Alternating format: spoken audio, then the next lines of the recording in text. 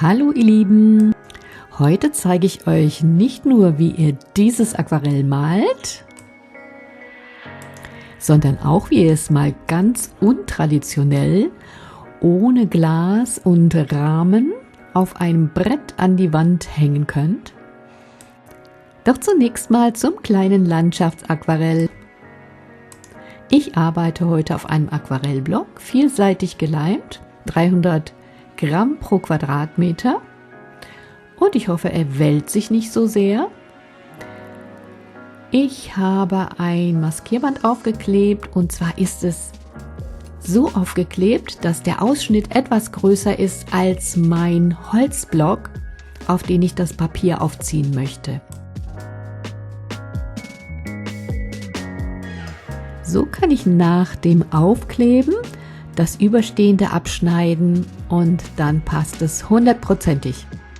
Ja, klar brauche ich Wasser und verschiedene Pinsel, einen breiten und ein paar andere. Und ich zeige euch meine Farben, und zwar habe ich ganz oben 3 Blautöne, und zwar ein Blaugrau, dann ein Azurblau, dann ein Lila-Blau, dann ein Hämatit und ein Lemon, und das untere ist ein Indischgelb. Einen Lappen brauche ich noch und vielleicht gleich etwas Salz, mal sehen. Es wird also eine Landschaft, und ich denke mir hier eine Horizontlinie, und den oberen Bereich, den mache ich jetzt erstmal mit meinem Hake-Pinsel feucht.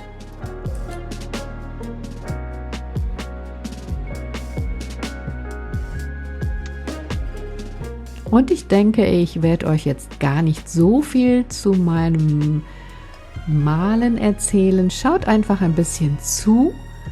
Dann kommt später das Aufziehen. Das werde ich euch genauer erklären.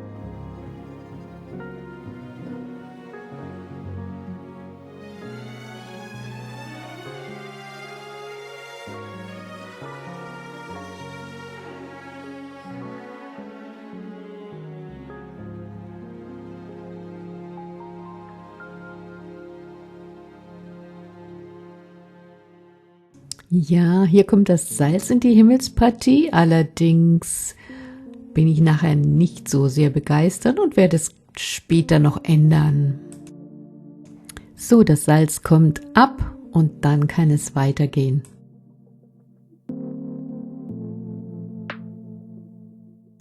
Ein paar Details müssen sein, aber nicht zu viele. Der Himmel wird nochmal verändert, jawohl.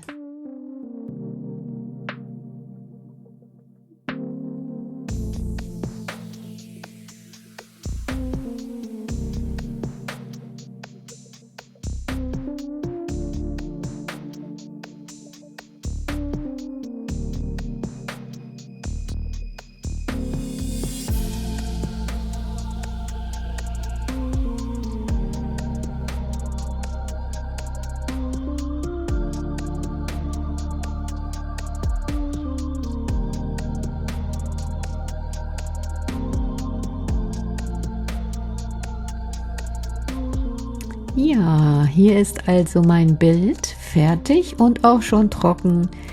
Und jetzt geht es weiter mit dem Aufziehen auf eine Holzplatte.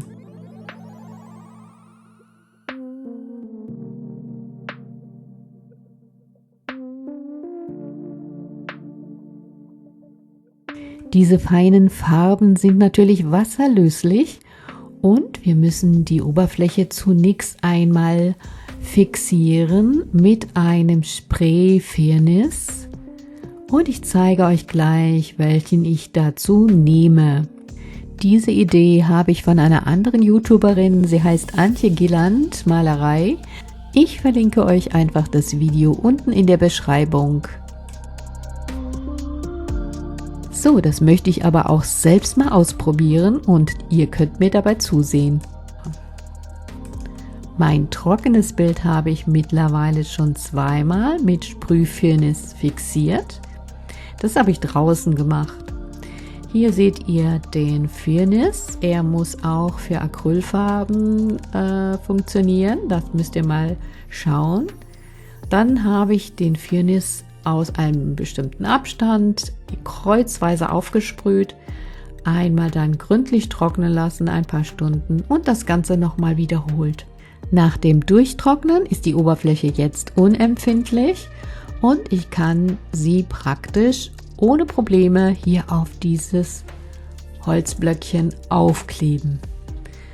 Dazu brauche ich unter anderem Backpapier, dann eine Schere, einen alten Pinsel, einen PVA-Kleber oder Vinylkleber, dann schneide ich erst einmal das Bild an seinen Kanten aus.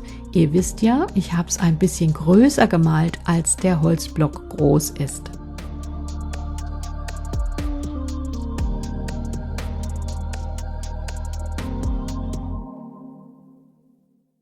Hier seht ihr nochmal den Überstand, den ich später abschneiden werde.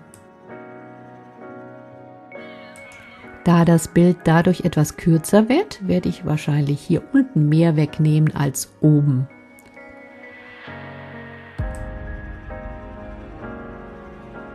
Das Backpapier soll dafür sorgen, dass beides nicht anklebt.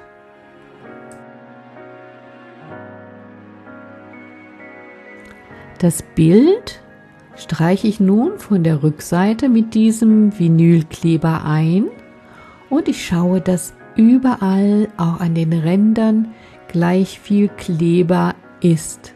Achtet gut darauf, dass das Bild beim Bestreichen nicht verrutscht, sonst kommt euch der Kleber auf die Bildvorderseite und das gibt glänzende Stellen nach dem Trocknen. Die kriegt ihr nicht mehr weg. Das Brett wird auch eingestrichen, ganz gleichmäßig. Ich überlege kurz, wie ich das am besten mache. Ich glaube, das Einfachste ist, ich lege zunächst das Bild mit der eingestrichenen Seite nach oben auf meinen Tisch. Andersherum. Jawohl. Und dann das Brett darauf. Dann kann ich es besser positionieren.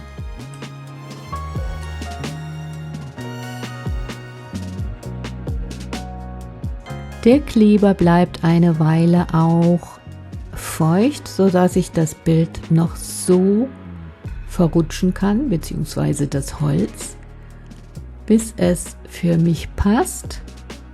Anschließend lasse ich es einfach auf meinem Tisch liegen und lege 2 ganz dicke Bücher drauf. Das bleibt jetzt den Rest des Tages liegen und morgen schaue ich weiter.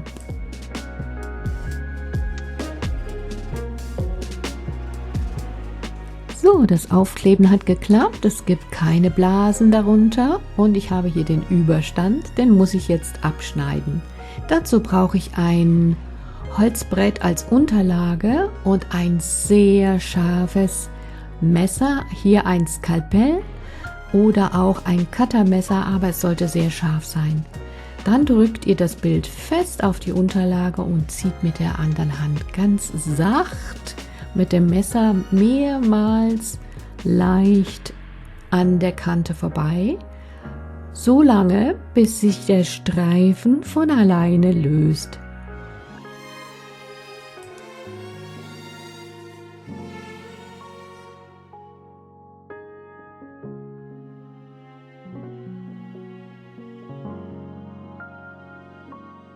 Und wenn wie hier oben etwas festhängt, einfach nochmal vorsichtig nachschneiden. Ganz perfekt hat das geklappt. Ihr seht es leider nicht, aber es war richtig gut. Hier ist also mein fertiges Bild und um es weiter zu schützen, eigentlich könnt ihr es schon so aufhängen, aber um es noch weiter zu schützen, reibe ich es ganz vorsichtig mit einem sauberen Baumwolllappen und einem Wachs ein, das man auch ein Kaltwachs, das man aus der Ölmalerei kennt. Der Sprayfinish war zwar eigentlich auch schon ausreichend, das ist aber nochmal ein zusätzlicher Effekt und auch ein zusätzlicher Schutz. Doch nun zur Aufhängung.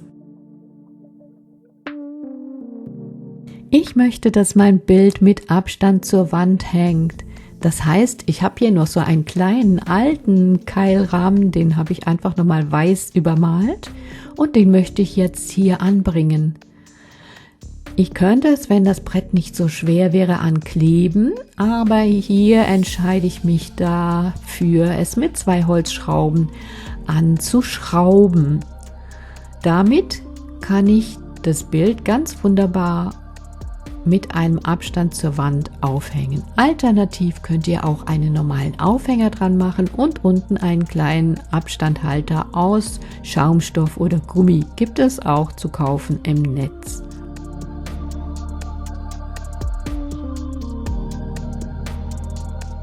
Ja, hier seht ihr ein Bild aus einem vorherigen Video. Das habe ich auf eine dünnere Platte geklebt, auch eine Sperrholzplatte und auch genau so präpariert. Und das sieht ganz toll aus, wenn es mit etwas Abstand von der Wand aufhängt und diesen Schattenwurf hat. Hier seht ihr mein Bild, so wie ich es jetzt aufgehängt habe. Und ich finde, der Schattenwurf und der Abstand machen schon etwas aus. Und diese Rahmung ohne Passepartout wirkt auch irgendwie moderner und zeitgemäßer. Und vor allen Dingen habt ihr keine Reflexe durch spiegelndes Glas. Das hat mich immer sehr gestört. Ich wünsche euch jetzt allen eine wundervolle Weihnachtszeit. Bleibt alle gesund und bleibt mir treu. Bis dahin. Tschüss, ihr Lieben.